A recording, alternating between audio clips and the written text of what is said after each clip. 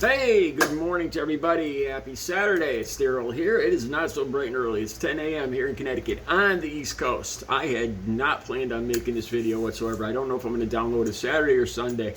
I was in the middle of doing my usual Saturday tasks and chores. I have to clean up my car. I'm selling my car and buying another one. I have a lot to do today, but I came across a story and I just have to talk about this. The reason I'm making this video, because I know there's thousands, if not a couple million people out there that are suffering from substance abuse. If just one person could see this and take my advice.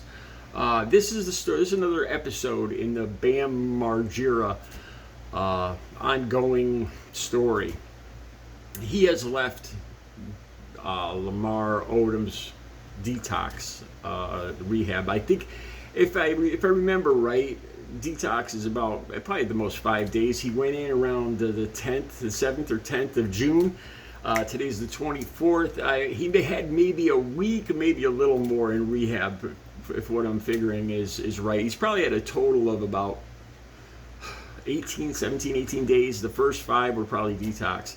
The reason I'm making this video is because I've done this, and I've seen at least a dozen other people, and on top of that, I've heard stories of other people doing this, and it never ever works out good.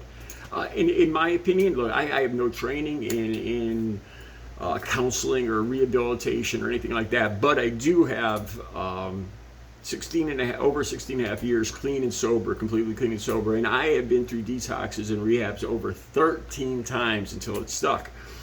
And the reason I'm making this is if just one person, if you're thinking about going into rehab or detox, do not leave early. I did, and it never turns out good. It's on the contrary. The more times you go back out and on a run, they call it, the more likely your luck's going to run out, especially with the stuff that's out there on the streets now.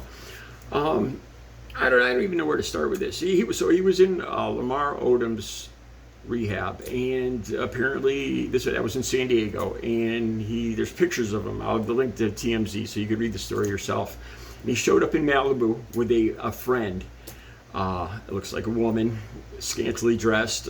I just cringe. It kills me. It breaks my heart because I've done this exact same thing. And he has plans. Apparently, he has plans on going to Las Vegas. Yeah. All right, where to start here? I've done this before. Like I've said, I've been in and out of detoxes and rehabs 13 times. I've been in at least three or four different.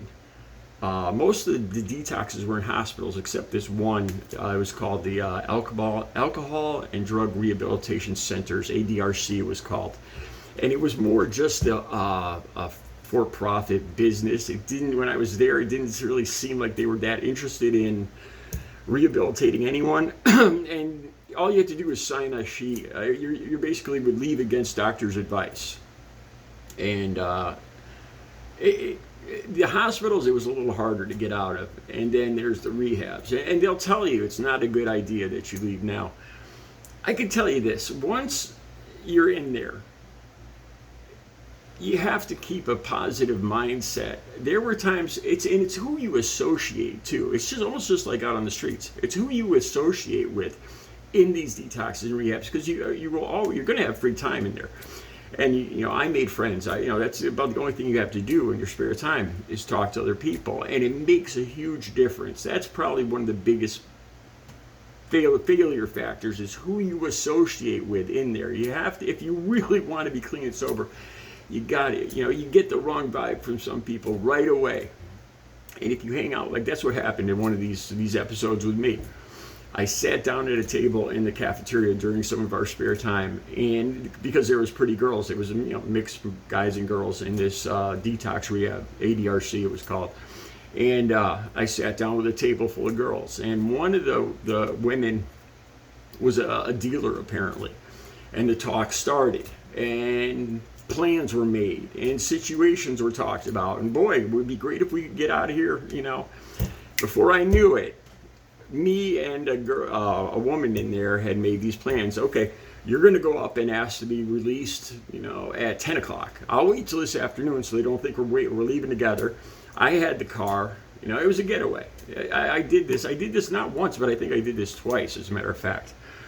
And, there's the bad idea, too, is, when you're in there, there's periods of boredom. And my advice would be to go into, if you're a guy, just go into something that's all guys. It's sucky and it's more boring, but you got a better chance of recovery. Because with me, it was the thought of a relationship too that made it more appealing to leave. Within not even an hour, I was probably using again. It makes a huge difference. If I had to give advice, who you hang out with inside there, I could tell you this. Me and everybody I know that's been clean and sober, once you're in there, once you make it through, there's a period after you go through the detox for about 5 days. Then you go into recovery. You go into the recovery part of this.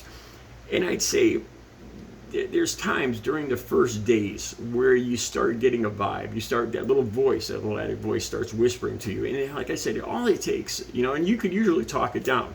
Because these places, once you get settled in there, I didn't want to leave. Because it's safe in there. After a while, you start to settle in, and if you start making friends with the right people and doing the right things, you start to really get what they call a moment of clarity. And you realize there's this moment of clarity where you're like, I could actually do this. And you realize this could be one of the best things you ever did in your life. And you got to the point where I didn't want to leave. I really didn't, because I felt safer in there. I had this routine, the meals. I ran. The last time when it actually, it almost succeeded. I relapsed, but then I got into methadone maintenance after that. But I was doing good the very last time I was in there, and I was actually appointed by the counselors to run. There was AA or NA meetings. It was combined every night, and I was the chosen person. It was like this tough counselor guy, bald hair, ex-biker, and Daryl, you're going to be the one that runs this. And so I was in charge of running the meeting, like at 7 o'clock every night. And I started to get into it. And the people in the room started to enjoy it. And they started to show up more. They enjoyed something about the conversation that was in there. And it was very encouraging for me. Going through the whole, it was 60 days for me. Going through the whole 60 days was the best thing I ever did in my life. I got my soul back. I got my life back. If I had one piece of advice for BAM, it's too late for BAM, honestly. Like I said, to me, his relapse is already happening. Watch out, be careful of who you hang out with, who you associate with. Don't be around negative people, especially when you're in detox and recovery in the early days, because it will doom you, because you've already got that little voice whispering in your ear, and that's enough. But then once you start getting other factors, like the opposite sex and the opportunity to leave and then just jump right back into it, these little side conversations, you're doomed. You're screwed.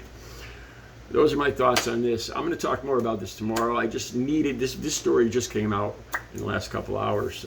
This just happened, so I wish BAM the best of luck. All right, you guys have a good Saturday.